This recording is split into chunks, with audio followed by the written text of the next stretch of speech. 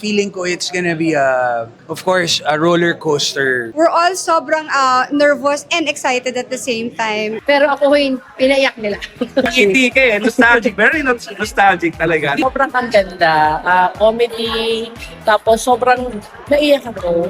Ay, napakaganda. Parang Pilipinong-Pilipino ang dating. Well, ako po ay masaya because nalabas lahat ng talent ng mga kids as grown up. Iba't ibang emotions yung mararamdaman mo. Pero at the end of the movie, matutuwa ka. Panoorin niyo po kasi maganda.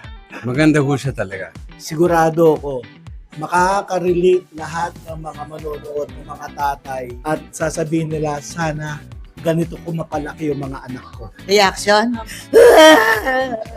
Sarap sa pakiramdam, parang dinadalirot yung puso mo, di ba? Grabe, sarap sa pakiramdam mo. Ang sarap. Excited kami! Miss namin kayo! So I definitely feel like worthy siya panoorin ng mga Gen Zs. Hello po. Iniimbitahan po namin kayo na manood kasama ng mga kaibigan nyo at ng inyong buong pamilya at kasama ng mga anak. Lahat-lahat ng emotion po maparamdam namin sa inyo pero hindi kayo masasaktan dito. Yeah. Nood po kayo ng Malong Dariles, the movie!